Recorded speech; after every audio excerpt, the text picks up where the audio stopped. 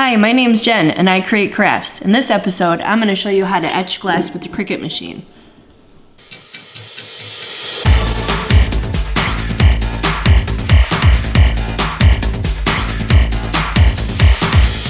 Okay, so I went to Walmart and I bought this cake pan. It's a glass cake pan, 9 by 13, and I'm going to put at the bottom the name of the person for Christmas present. I'm going to be using this Armour Etch, which works really easy.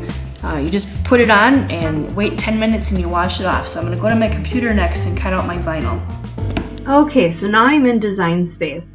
A couple of things here. You can go to upload an image that you might have on your computer already or saved into Design Space, or you can go into projects that you've previously made. I've actually started this project already. So I'm just going to go into the project I have, customize it. And the reason I started already is it would take me a little bit longer to show you how to go in and find it. We have all 26 letters bundled together and for sale on our website. You can get the exact SVG seen here. Visit the link in the description below.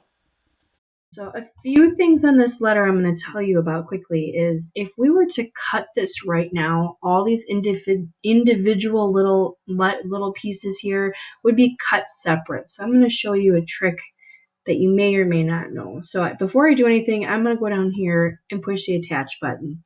That puts all these little pieces all together. So when I cut, it will cut as one piece. So the next thing that I want to do is add a name in the middle here.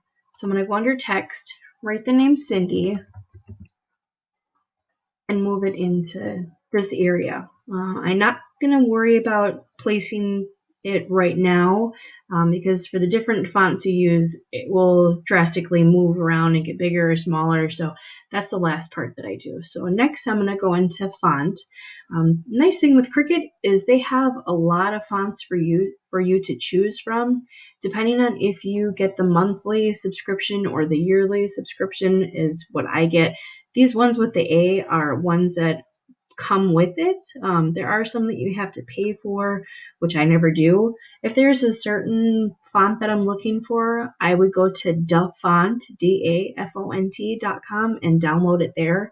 They have hundreds of fonts for free that you can use. So back to the name. You can pick any font that you like. Kind of like that one. Kind of just go around and pick which one would look good. There are a few, I kind of like that one too. There are a few out there that I like. I think it was Cake Basics, I think was one, and then Elizabeth was another, but I really did like this one. What was it called? This one here. I like how this one, nope, I'm sorry, it's not it. Look at the next one up, the one that I like. So I really do like this one. I think it kind of goes with the look of this.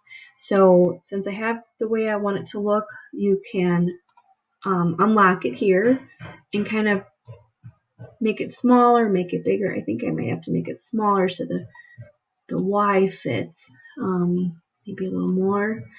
Just play around with it and see, what looks good. And you don't have to worry about centering it, because another thing you can do is select all, and up here you push a line and you can do center, and it'll automatically center it for you. So I really do like the way this looks. So again, another trick, if you do or do not know, again you could select the whole image and then push attach. This way it'll put the name in the middle as well when you cut it, rather than off on its own and then you have to center it yourself. So the next thing you're going to want to do, if you're not going to change the color or anything, it doesn't matter what color this is right now because I'm just etching it. So I'm just using some scrap vinyl that I have, and so I'm going to cut it out. So next thing I want to do is just push make it. If you have different colors, it will bring it up here with the different colors that you have. But since mine's all one piece, this is how it will cut out. And since we are doing this on a glass that we don't want people to necessarily eat on it or have food on it, I'm going to do it opposite. So I'm going to push the mirror button and it's going to turn everything upside down and backwards. And actually there's one thing I forgot. Sorry about that. I'm going to go in and change the width on it. I totally forgot about that. So I have a 9 by 13 pan. So instead of doing 9 by 13, I might try a little bit smaller. So we'll try, 10 by 8 and see what that looks like. We jumped the gun a little bit on that one. I'm sorry. So you can play around with it the size you want. The reason I'm not doing it as a 9 by 13 is I don't want it hanging off of the edge of it. I just want it enough in the middle. So I mean, you can always play with it right here and kind of see if you want it wider or larger or not.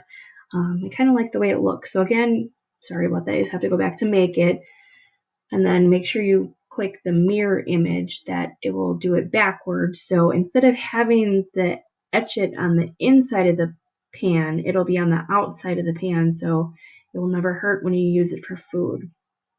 So we have it mirrored. We're going to push continue. It's going to come up and say what your device is, and then what setting you want it on. I usually do either the vinyl, or I go in and do, I think it's like 3 milliliter setting. I'll have to show you it another time, but you can do the vinyl because that's what we're cutting out right now. So I'm going to go ahead and put my vinyl on my paper and show you how that goes. Okay, so next you're going to want to put your vinyl on your mat. Make sure your mat is sticky, that it's going to hold the vinyl down on it.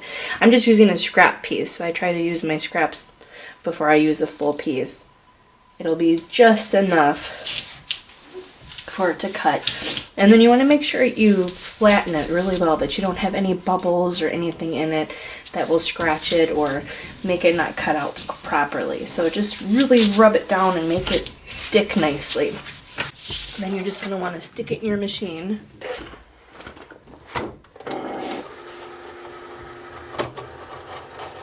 And push the cut button and let it go. So the next part I'm doing is I'm just weeding it out. It takes a little longer to do since it's such a big image, so I sped it up a little bit. Okay, here comes the fun part. You want to use your Armour Etch with the sponge and put it all over your design, making sure that you don't go off any edges that you don't want to have etched. After you're finished with the whole process and finish putting all the Armour Etch on your design, you want to wait 15 minutes. This says you're supposed to wait 5 minutes, but I wait between 10 and 15 minutes. And also, after the 10 to 15 minutes, I scrape off all the Armour Etch and I put it back in the bottle to reuse for another time. The next step is to rinse it off thoroughly with soap and water.